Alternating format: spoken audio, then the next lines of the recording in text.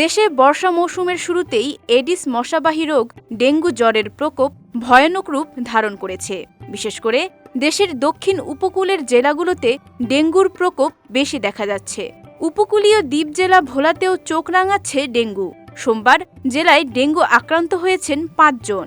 আমাকে ডেঙ্গু আর জ্বরের টেস্ট দেওয়ার পরে টেস্ট করছি, তারপরে ডেঙ্গু পজিটিভ আসছে। প্রথম দিন আমার অবস্থা অনেকটা ক্রিটিক্যাল ছিল, এখন আল্লাহর মতে আস্তে আস্তে অনেকটা সুস্থের দিকে আমি ফিরতেছি অনেকটা। জেলার স্বাস্থ্য বিভাগ জানিয়েছে, জ্বর নিয়ে হাসপাতালে আসা রোগীদের মধ্যে প্রায় ২০% দেহে ডেঙ্গু শনাক্ত হচ্ছে। অতিরিক্ত গরম এবং জলাবদ্ধতার কারণে মশাবাহিত রোগটি ছড়িয়ে পড়ছে দ্রুত। ডেঙ্গু সংক্রমণ বেড়ে যাওয়ায় হাসপাতালে শয্যা বাড়ানো হয়েছে বলে জানিয়েছেন ভোলার ২৫০ শয্যা জেনারেল হাসপাতাল কর্তৃপক্ষ। ডেঙ্গু পরিস্থিতি হাসপাতালে এ পর্যন্ত ডেঙ্গু চিকিৎসা নিয়ে কেউ এখনো মারা যাননি এবং কোনো কমপ্লিকেটেড ডেঙ্গু রোগী আমরা পাইনি যা রেফার করতে হবে।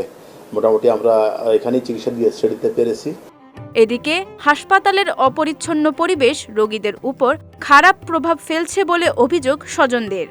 উপরে অথচ নিচ্ছে চতুর্পাশে যে ময়লা আবর্জনা, এই জন্য ডেঙ্গু উৎপাদন হয়। এই ডেঙ্গু উৎপাদনের কারণে মানুষের রোগ বিমার হয়। ডেঙ্গু ধরা পড়ছে, পরে ওনারা আমাদেরকে স্যালাইন দিছে, ইঞ্জেকশন দিছে, বাড়ি থেকে কিছু ওষুধ আমাদের কিনতে হয়েছে। রক্ত পরীক্ষা করার পরে দেখতেছি যে ডেঙ্গু ধরা পড়ছে। এখন নিচেতনে অনেক কি চিকিৎসা দেওয়ার পরে কি নার্সমাতের আয়া সবসময় আমার ছেলের চাইতেছে, ইঞ্জেকশন দিতে আছে, সেবা করতে আছে, বুঝছেন।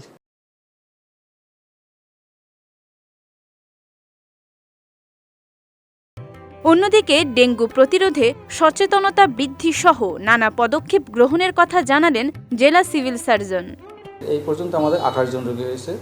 আর ডেঙ্গুর ব্যাপারে আসলে আমাদের যেটা নির্দেশনা মানুষের প্রতি তারা যেন নিজের আঙ্গিনা পরিষ্কার রাখে। আমরা যেন বৃষ্টির পানি কোথাও ৩ দিনের বেশি জমতে না দিই, কারণ ৩ দিনের বেশি পানি না জমলে আসলে ওখান থেকে ডেঙ্গু বা এডিস মশার বিস্তার হওয়ার সম্ভাবনা নাই। আর আমরা যেন মশারি টানিয়ে ঘুমাই, কারণ মশা থেকে আমাকে অবশ্যই প্রোটেকশন দিতে হবে, কারণ মশায় না কামড়ালে কিন্তু আমার ডেঙ্গু হওয়ার কোনো সুযোগ নেই। আগস্ট ও সেপ্টেম্বরে ডেঙ্গুর সংক্রমণ আরও বাড়তে পারে বলে আশঙ্কা করছে স্বাস্থ্য সংশ্লিষ্টরা। তাই সংকটময় পরিস্থিতি রোধে মশা নিধন অভিযানের পাশাপাশি প্রয়োজন জনসচেতনতা বৃদ্ধি। বিজয় টিভি নিউজ ডেস্ক।